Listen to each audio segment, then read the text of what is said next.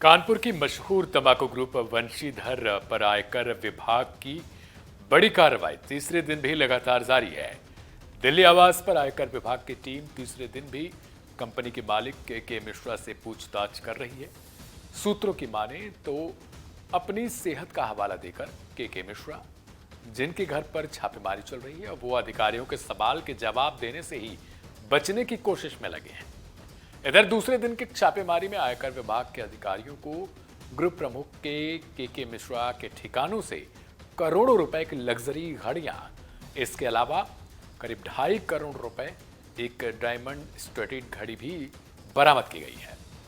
इनमें कुल 5 घड़ियां इनकम टैक्स को मिली हैं, जिसकी वैल्यूएशन के लिए वैल्यूअर को बुलाया गया है। यानी अब ये बताएगा कि आखिर कितने करोड़ रुपए की ये घड़ी है। जो सामान बरामद हुए हैं वो हैं। एक तरफ देश में आप सभी को मालूम होगा कि किसी के पास खाने तक के पैसे नहीं है, लोगों के पास लाले पड़े हुए हैं। लोग सोच रहे हैं कि कैसे उनका दिन कटे, कैसे दिन भर की उनकी खाना पीना उनका चल सके। लेकिन दूसरी तरफ देखिए, ऐसे धन्ना सेठ भी हैं जिनके पास जानकारी नहीं है कि ये कहाँ से आया। जानकारी उनके पास है पर जानकारी वो नहीं दे पा रहे हैं कि आखिर उन्होंने किस तरीके से इन चीज़ों को अर्जित किया है, कैसे जिसकी महज 20 से 25 करोड़ रुपए कंपनी का टर्नओवर है, उसके पास इतनी रकम की घड़ियां कैसे आ गई।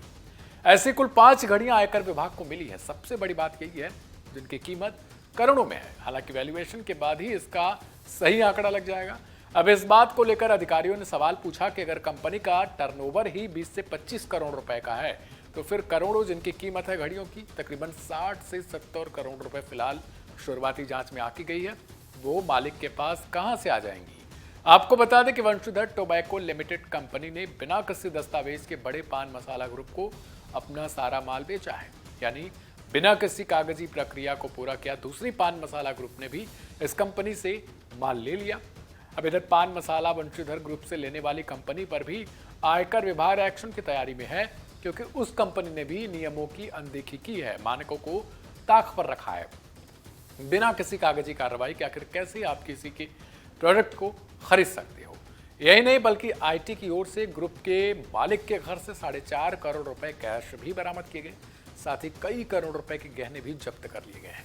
आयकर विभाग अभी भी इस मामले पर गंभीरता से कार्य कर रहा है। उम्मीद है कि आने वाले दिनों में ये घड़ियां कहां से आई इसका खुलासा हो जाएगा। इसके साथ ही ग्रुप के मालिक के कई और घरों पर भी छापेमारी की कार्रवाई जारी है। यानी अभी और उसके कई ठिकाने हैं, जैसे गुजरात में है, इसके अलावा मुंबई, दिल्ली, कानपुर खोदिया एरिया, जो बड़े बड़े शहर हैं। सूत्रों की माने तो यहाँ पर भी उसके कई आवास हैं, कई घर हैं, जहाँ पर उसने इन चीज़ों को जगह जगह पर एस्टिमेटेड तरीके से लगा रखा है, इनको छिपा रखा है कि वहाँ तक आयकर विभाग ना पहुँचे, ना ही कोई जान सके। हालांकि आयकर विभाग धीरे धीरे सारी जगहों पर छापेमारी कर रहा है। करोड़ों रुपए की कीमत की घड़ियां जो आपने देखी, इसके अलावा रोल्स रॉयस जैसी कार भी बरामद की गई है। अभी भी लग रहा है कि कई और करोड़ रुपए की इसके यहाँ से कुछ न कुछ चीजें बरामद हो सकती हैं। फिलहाल इस पूरी खबर को लेकर आपकी क्या राय, उसे कमेंट करें। मैं था आपके साथ दिव्यांशु सिंह और आप देख रहे थे वन इंडिया हिंदी। नमस्कार।